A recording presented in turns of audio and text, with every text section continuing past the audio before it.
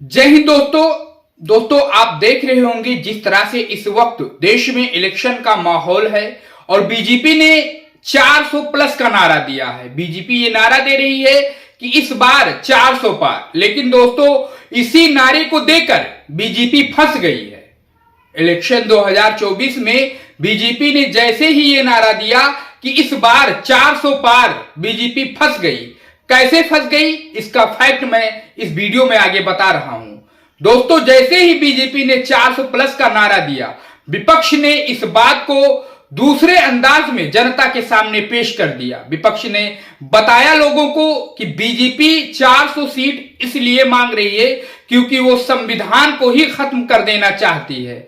इसी बात को लेकर जो पिछड़ी जाति के लोग हैं, इनको अपनी तरफ खींचने के लिए विपक्ष ने ये जोरदार तरीके से दांव खेला और इस दांव में विपक्ष इंडिया अलायंस कामयाब भी रहा।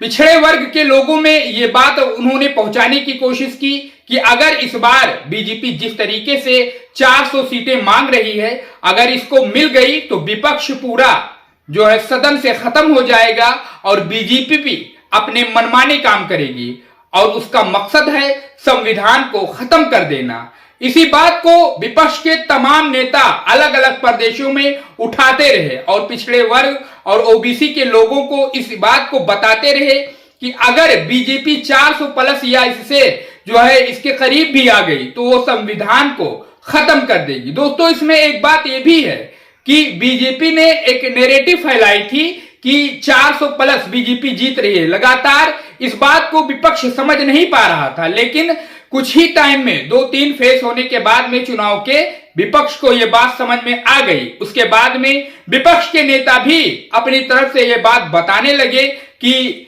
बीजेपी की 400 सीटें नहीं आ रही हैं, बीजेपी बहुमत नहीं प्राप्त कर रही है। इंडिया अलायंस को 350 सीटें मिल रही हैं और यूपी के अखिलेश यादव तो बहुत आगे निकल गए। उन्होंने कहा कि इंडिया अलायंस 400 सीटें पार कर रहा है। वहीं पिछली बातों को दोहराते हुए अखिलेश यादव ने एक बार फिर वो बात कही कि यूपी में समाजवादी पार्टी और इंडिया अलायंस 80 की 80 सीटें जीतने जा रही है। 79 सीटों पर उन्होंने जीत का दावा किया। वहीं एक सीट वाराणसी की, उसमें उन्होंने कहा कि यह सीट फंसी हुई है, बाकी सीटों को समाजवादी पार्टी और इंडिया अलायंस जीत रही है। लेकिन जिस तरीके से दोस्तों बीजेपी के नफ्स को पकड़कर इंडिया अलायंस और विपक्ष के नेताओं ने जनता को बताने की कोशिश की कि आखिर बीजेपी किस लिए 400 सीटें मांग रही है, दोस्तों ये बात उनकी कामयाब हुई और जनता ने बीच में आते आते जो है पलटी मारी। और हम आपको बता दें कि यूपी का समीकरण इस बार बहुत ही बदलता हुआ नजर आ रहा है। आपने देखा होगा पिछले लोकसभा चुनाव में 2014 में बीजेपी 72 सीटें जीती, 2019 में बीजेपी ने 62 सीटें जीती। दोस्तों इन 5 सालों में यूपी से बीजेपी के 10 सीट कम हुए। तो अब आप समझ सकते हैं कि 2024 में भी ये कम होने का सिलसिला लगातार जारी रहेगा। वैसे दोस्तों ये जानकारी आपको कैसी लगी हमें कमेंट बॉक्स में जरूर बताइए। वीडियो अच्छा लगा हो तो चैनल को जरूर सब्सक्राइब करो, वीडियो को शेयर करो। मिलते हैं नेक्स्ट वीडियो में, तब तक के लिए जय हिंद, जय भारत।